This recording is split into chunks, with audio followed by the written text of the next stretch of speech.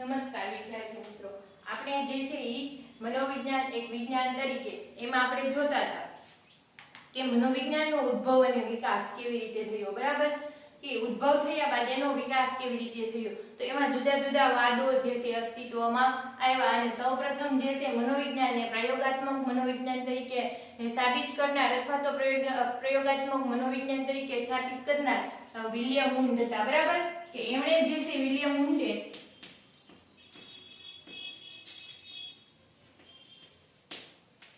1879 માં, બરાબર, જર્મનીના જે લીપ્ઝિગ શહેરમાં જે છે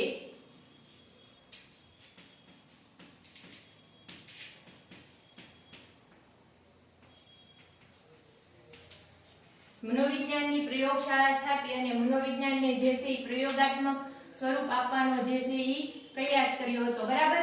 અને વુન્ડ અને એના સાથીઓ હતા, આ જે વુન્ડ અને તેના સાથીઓ હતા એ જે છે મનની રચના વિશે સંશોધન કરતા હતા, બરાબર? એટલે એ જે છે રચનાવાદીઓ તરીકે ઓળખાયા હતા.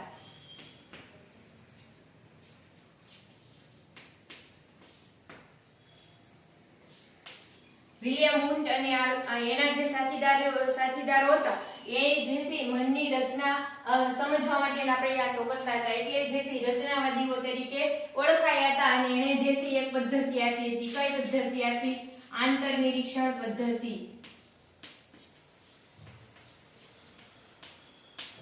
તો આંતરનિરીક્ષણ પદ્ધતિ શું હતી કે આ જે છે આ પદ્ધતિ એવી પદ્ધતિ હતી કે એમાં જે છે આપણે જે અનુભવો હોય છે, બરાબર, એનું ઊંડાણપૂર્વકનું જે છે આપણે નિરીક્ષણ કરવું, આપણામાં રહેલી જે શક્તિઓ હોય છે, અનુભવો હોય છે, બરાબર, એનું જે છે ઊંડાણપૂર્વકનું નિરીક્ષણ કરવું. પરંતુ જે છે આ આંતરનિરીક્ષણ પદ્ધતિ વ્યક્તિ પૂરતી સીમિત બની ગઈ, એટલે વ્યક્તિલક્ષી બાબત બની ગઈ, બરાબર? અને આંતરનિરીક્ષણ પદ્ધતિઓ જે છે બીજા મનોવૈજ્ઞાનિકોએ સ્વીકારી નહીં.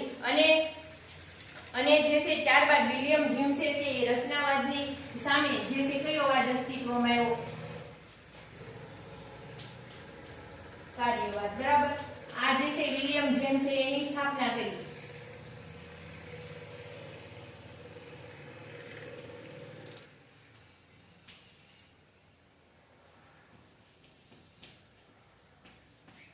રચનાવાદની વિરોધમાં જે છે કાર્યવાદ અસ્તિત્વમાં આવ્યો. અમેરિકાના જે મેસેચ્યુસેટ્સમાં જે છે આણે જે છે આનો વિરોધ કર્યો કે મનનું કઈ અસ્તિત્વ જ નથી, તો એની રચના કેવી રીતે સમજી શકાય, બરાબર? એટલે એણે જે છે પોતાનો એક અભિગમ નવો છે, વાતાવરણ સાથે લોકોને કાર્ય પાર પાડવાનું જે વલણ હોય છે, બરાબર, એને કાર્યવાદ તરીકે ઓળખવામાં આવે છે. એવું વિલિયમ જેમ્સે જે છે એ દર્શાવ્યું અને કાર્યવાદી અભિગમ નામ આપવામાં આવ્યું. ત્યારબાદ જે છે 20મી સદીની શરૂઆતમાં જે છે એ જર્મનીમાં એક નવો જ વાદ અસ્તિત્વમાં આવ્યો, બરાબર,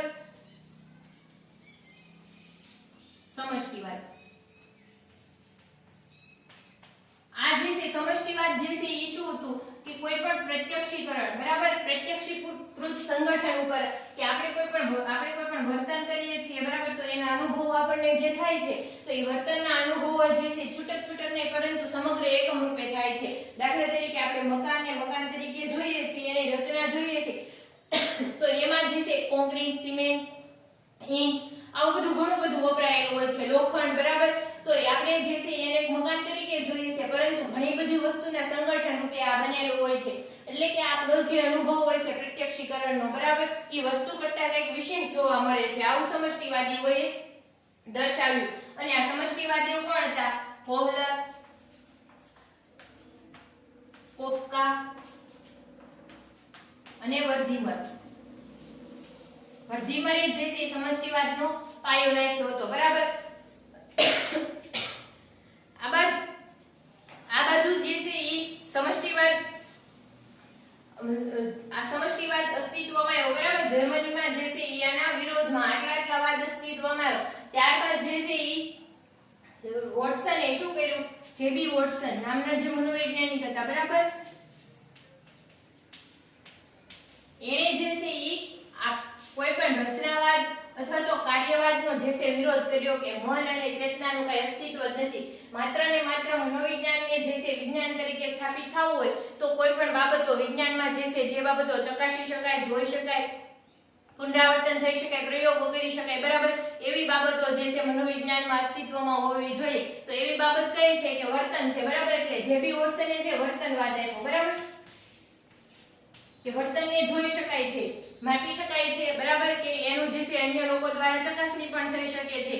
એટલે વોટ્સનના જે છે એ વર્તનવાદે ઘણા સમય સુધી છે સ્થાપત્ય આધિપત્ય જે છે એ અહીંયા ધરાવી રાખ્યું. અને વોટ્સનના વર્તનવાદને નવ્ય વર્તનવાદીઓ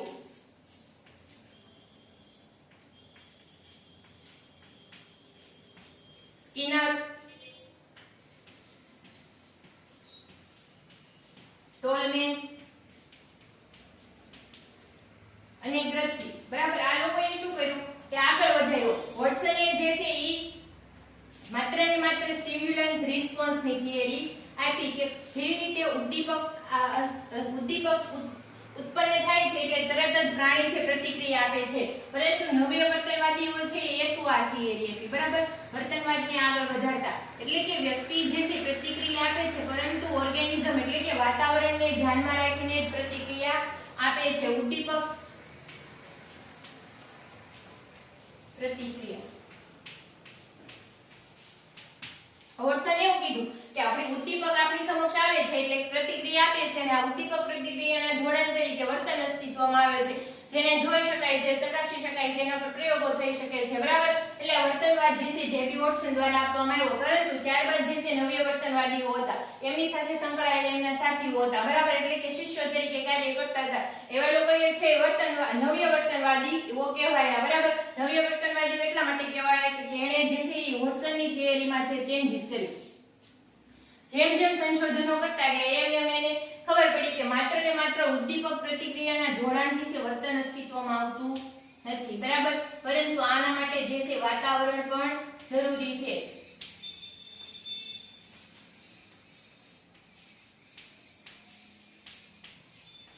કોઈ પણ વાતાવરણને ધ્યાનમાં રાખી અને વ્યક્તિ જે છે એ પ્રતિક્રિયા આપે છે, બરાબર. હવે આટલી સમજૂતી આપણે મેળવી ગયા. ત્યારબાદ જે છે એ ફ્રોઈડે ઉદ્દામવાદી જે છે પોતાના વિચારોથી, પોતાના જે ચિકિત્સાત્મક અનુભવથી એક નવો જ વાદ જે છે અસ્તિત્વમાં લાવ્યા અને ઈ છે મનોવિશ્લેષણવાદ, બરાબર. ફ્રોઈડે જે છે ઈ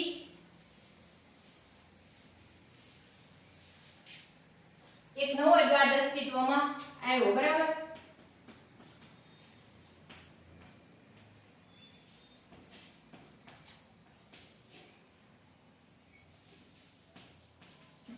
અને આ મનોવિશ્લેષણવાદનો ઉપયોગ છે શરૂઆતમાં ફ્રોઈડ જે છે એ ચિકિત્સાત્મક દ્રષ્ટિએ કરતા હતા. એટલે કે કોઈ પણ માનસિક રોગ હોય, બરાબર, તો એનું નિદાન અને ઉપચાર કરવામાં જે છે ઉપચાર કરવામાં ખાસ મનોવિશ્લેષણવાદનો ઉપયોગ થતો હતો, બરાબર. મનોવિશ્લેષણવાદમાં જે છે બે પદ્ધતિઓ મુખ્ય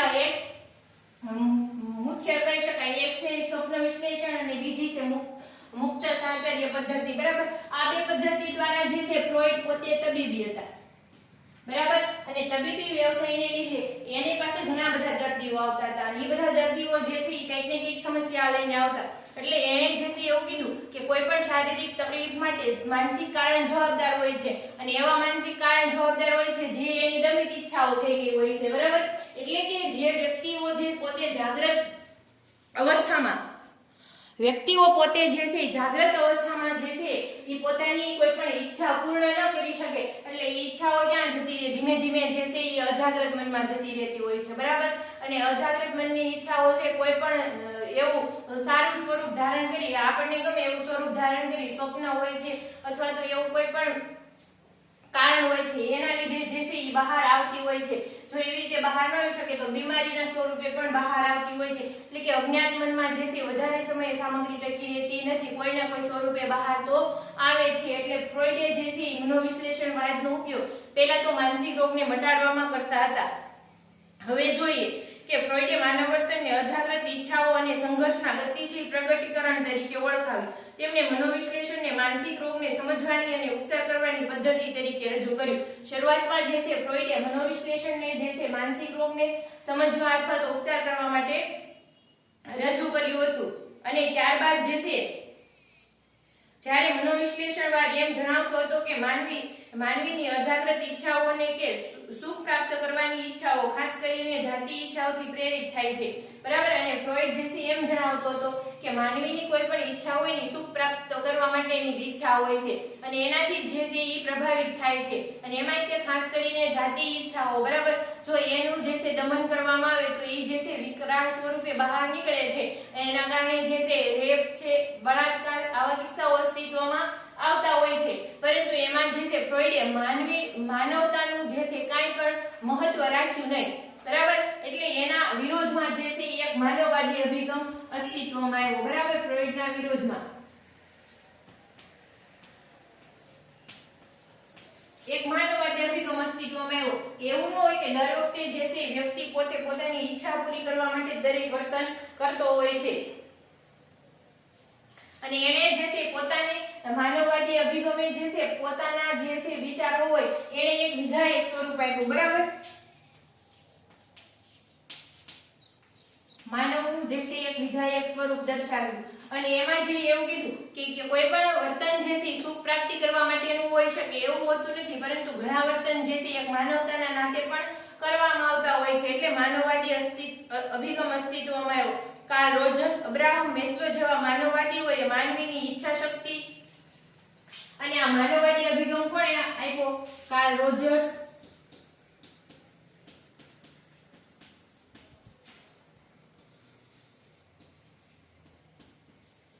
અબ્રાહમ મેસ્લો, બરાબર.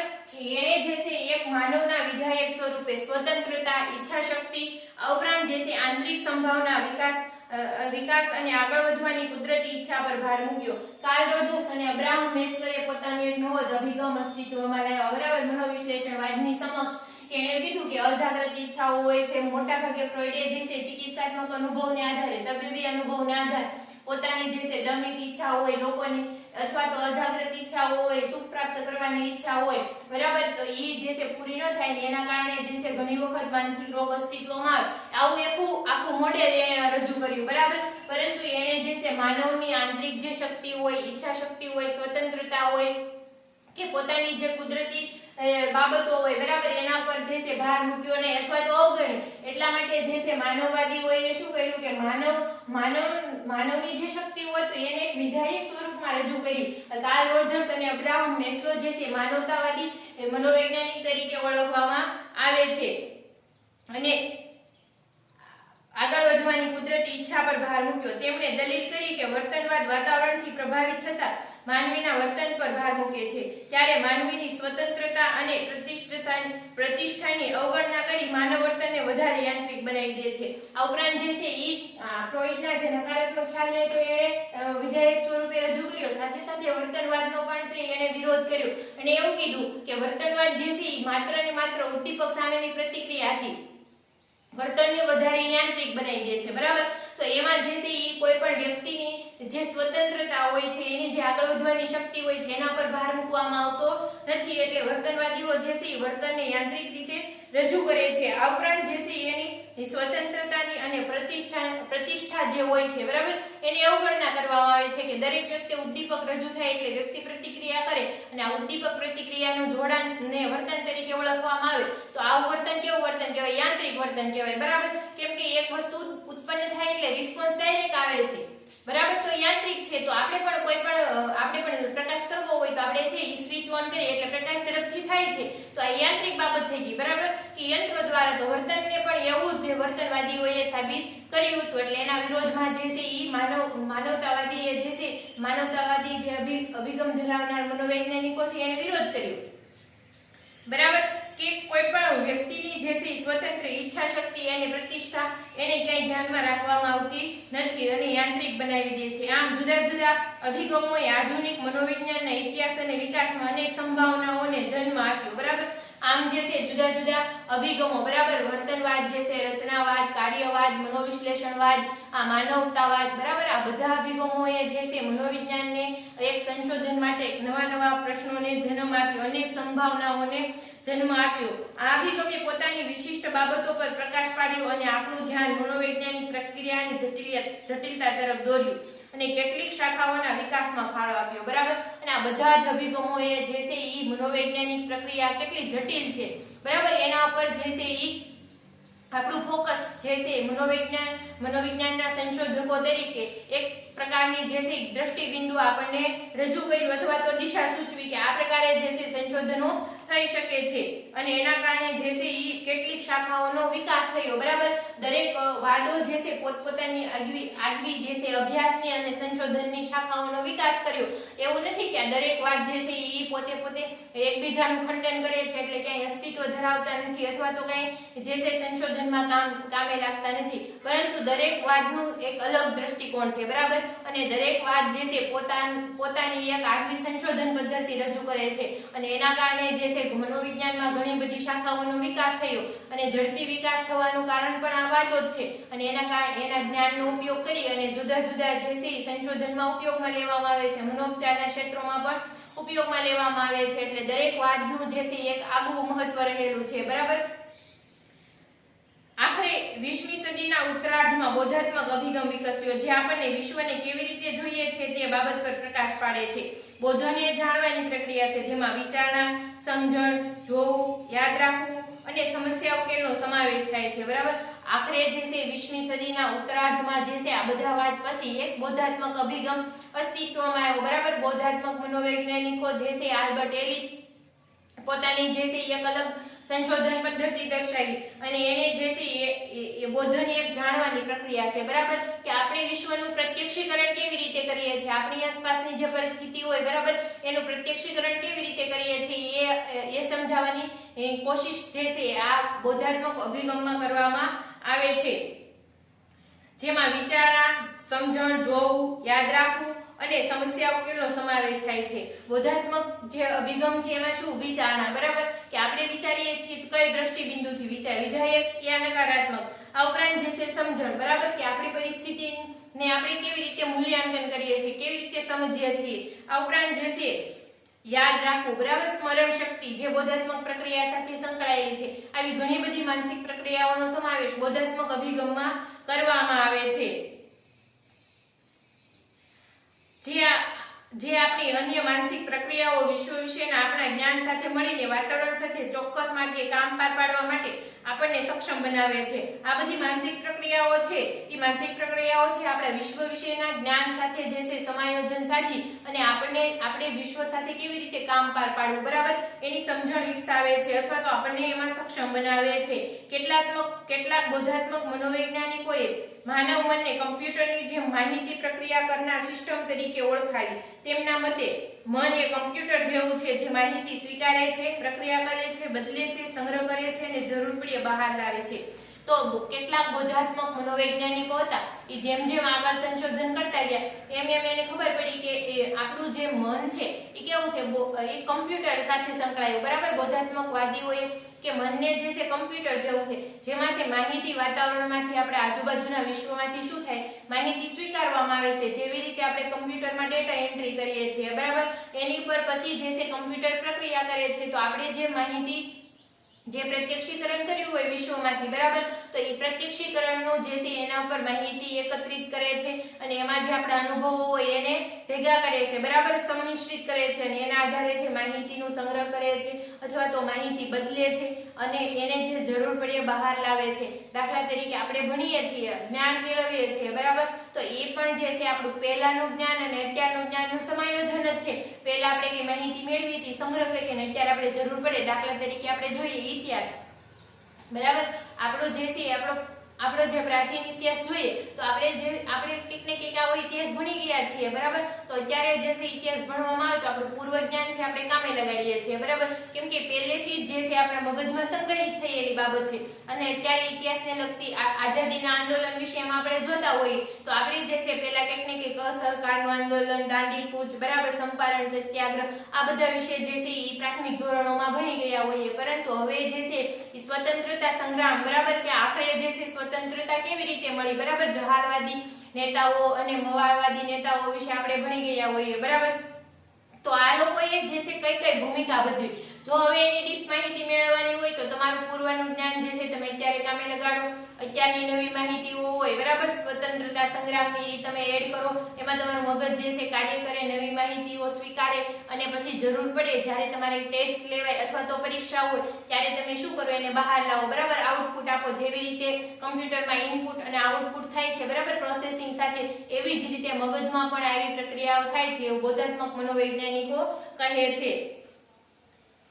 આ હતા મનોવિજ્ઞાનના જે છે જુદા જુદા વાદો બરાબર, એનો ઉદ્ભવ અને વિકાસ થવા માટે સૌપ્રથમ જે છે વિલિયમ હુન્ટે રચનાવાદ દ્વારા 1879 માં જે છે પ્રયોગશાળા સ્થાપી જર્મનીના લીપ્ઝિગ શહેરમાં, ત્યારે એનો પાયો નાખ્યો. પરંતુ માનવ વર્તનને સમજવાનો પ્રયત્ન તો પ્રાચીન સમયથી તે જુદા જુદા રચીઓ અને મહર્ષિઓ જે છે એ કરતા આવ્યા છે બરાબર. આપણે જોયું ભારતીય સંસ્કૃતિ પ્રમાણે વિદેશમાં પણ જે છે ગ્રીસ, રોમમાં એરિસ્ટોટલ, પ્લેટો બરાબર, સોક્રેટિસ જેવા જે છે એ મહાન વ્યક્તિઓ થઈ ગયા. ત્યારથી શરૂ કરીને આજ સુધી જે છે બોધાત્મક અભિગમ અસ્તિત્વમાં આવ્યો બરાબર. ત્યાં સુધી આપણે સમજૂતી મેળવી. તો મનોવિજ્ઞાનમાં જે છે આ બધા વાદોએ પોતપોતાનો એક અભિગમ આપ્યો, નવા દ્રષ્ટિકોણ આપ્યો બરાબર. તો હવે આપણે જોઈશું કે મનોવિજ્ઞાનનો ઉદ્ભવ અને વિકાસમાં જે છે એ અભિગમો બરાબર. અભિગમો જે છે મનોવિજ્ઞાનમાં કેવી રીતે ઉપયોગમાં લેવામાં આવે છે અને મનોવિજ્ઞાનને જે છે વિજ્ઞાન તરીકે સ્થાપિત કરવા માટે કેટલો ફાળો આપે છે. જુદા જુદા મનોવૈજ્ઞાનિકોએ માનવ વર્તનને સમજવા અને સમજાવવાના પ્રયાસ કર્યા. તેના પરિણામે અનેક અભિગમો પ્રાપ્ત થયા. દરેક અભિગમ વર્તનને પોતે જે રીતે જોયું કે સમજવું તે રીતે તેની સ્પષ્ટતા કરવાના પ્રયાસ કરે છે બરાબર. કે જુદા જુદા મનોવૈજ્ઞાનિકોએ શું કર્યું કે માનવ વર્તનને સમજવા માટેના પ્રયત્નો કર્યા અને માનવ વર્તનને સમજવા માટેના પ્રયત્નો કરતા ગયા. એમ જે છે પોતે પોતાના દ્રષ્ટિકોણ પ્રમાણે, પોતે પોતાની જે છે એ પદ્ધતિ પ્રમાણે એક આખો વાદ અસ્તિત્વમાં આવ્યો અને કોઈ પણ અભિગમ મનોવિજ્ઞાનને સંપૂર્ણ સમજ આપવા માટે પૂરતો નથી બરાબર. અને એ લોકોએ જેમ છે એ દાખલા તરીકે જે છે એ રચનાવાદીઓએ છે મનની રચના સમજી અને મનના આધારે છે એ આપણું વર્તન અસ્તિત્વમાં આવે છે એવું કીધું બરાબર. તો વર્તનવાદી ઉદ્દીપક સામેની પ્રતિક્રિયાને આધારે વર્તન અસ્તિત્વમાં આવે એવું કીધું. આમાં ચોક્કસ કોઈ એક વાદ જ તે જે છે વર્તનને સમજવા માટે પૂરતો નથી, પરંતુ બધા જ વાદનો છે સંગમ કરીને આપણે જે છે વર્તનને સમજી શકીએ છીએ બરાબર. એટલે દરેક વાદ જે છે દરેક અભિગમ જે છે પોતપોતાનું આગવું મહત્વ ધરાવે છે એવું કહી શકાય છે. મનોવિજ્ઞાનની સાચી સમજૂતી પ્રાપ્ત કરવા માટે આ બધા જ અભિગમો વિશે જાણવું, સમજવું અને બધાનું સંકલન કરવું જરૂરી છે બરાબર. કે મનોવિજ્ઞાન વિશે જો આપણે સાચી સમજૂતી મેળવવી હોય તો આ બધા વિશે, બધા વાદ જે છે અભિગમ જે છે એના વિશે આપણે જાણવું જોઈએ, સમજવું જોઈએ, ખૂબ જ જરૂરી છે. એનું સંકલન કરી અને આપણે આપણા વર્તનને જે છે એ વધારે સુદૃઢ બનાવી શકીએ, એક પ્રકારે વ્યક્તિત્વ ડેવલપ કરી શકીએ બરાબર, પર્સનાલિટી ડેવલપ કરી શકીએ. એ માટે પણ આનું મહત્વ વધારે છે એવું કહી શકાય. સમયના પ્રવાહ અને જુદી જુદી બાબતોની અસર નીચે આ અભિગમો વિકસ્યા અને માનવ વર્તનને સમજવાનો પ્રયાસ કર્યો બરાબર. સમયના પ્રવાહ અને જુદી જુદી જે છે બાબતોની અસર નીચે જુદા જુદા છે અભિગમો વિકસ્યા બરાબર. તો એમાં જે છે જૈવી અભિગમ, વાર્તનિક અભિગમ, બોધાત્મક અભિગમ, મનોવૈજ્ઞાત્મક અભિગમ, માનવવાદી અભિગમ, સામાજિક સાંસ્કૃતિક અભિગમ, આ બધા અભિગમ વિશે આપણે સમજૂતી મેળવીશું બરાબર. તો જૈવિક અભિગમ જે છે એ આપણા શરીર રચનાશાસ્ત્ર સાથે સંકળાયેલો છે. આ ઉપરાંત જે છે વાર્તનિક અભિગમ બરાબર, ઉદ્દીપક પ્રતિક્રિયા અને એસઆર થિયરી અને એસઓઆર થિયરી એના વિશે આપણે જોઈશું. આ ઉપરાંત જે છે બોધાત્મક અભિગમ બરાબર, તો જે કમ્પ્યુટર માહિતી પ્રક્રિયાકરણની જે પ્રોસેસ છે બરાબર, માહિતીને સ્વીકારવી, એનો સંગ્રહ કરવો, એમાં જરૂરી સુધારા વધારા કરવી અને જરૂર પડે આઉટપુટ આપવું બરાબર. આ જે છે આ ઉપરાંત જે છે મનોવૈજ્ઞાત્મક અભિગમ બરાબર, જે ફ્રોઈડનો મનોવિશ્લેષણાત્મક અભિગમ પણ કહી શકાય. એનું પણ જે છે આપણી દમિત ઈચ્છાઓ હોય છે એનું સ્વરૂપ કયા સ્વરૂપે બહાર નીકળે છે, અથવા તો મનોવિશ્લેષણાત્મક અભિગમની જે પદ્ધતિઓ હોય છે બરાબર, કે જે માનસિક રોગને મટાડવા માટે ઉપયોગમાં લેવામાં આવે છે એના વિશે. ઉપરાંત માનવવાદી અભિગમ બરાબર, કે જે વ્યક્તિત્વના વિધાયક પાસાઓ, સ્વતંત્રતા, વ્યક્તિની આગળ વધવાની શક્તિ બરાબર, ઈચ્છા શક્તિઓ, આંતરિક શક્તિઓનો વિકાસ, આ અભિગમ દર્શાવે છે. આ ઉપરાંત સામાજિક સાંસ્કૃતિક અભિગમ બરાબર, કે વ્યક્તિ પોતાના જે છે સંસ્કૃતિ પ્રમાણે ઉછેર પામે છે, સામાજિકરણની પ્રક્રિયા થાય છે બરાબર. તો એમાં વ્યક્તિત્વનું ઘડતર કેવી રીતે થઈ શકે અથવા તો વર્તનનું ઘડતર કેવી રીતે થઈ શકે, આપણે માહિતી મેળવીશું બરાબર આગળના લેક્ચરમાં જે છે આ અભિગમ વિશે આપણે ખૂબ જ જે છે ઊંડાણપૂર્વકનું જ્ઞાન મેળવીશું આભાર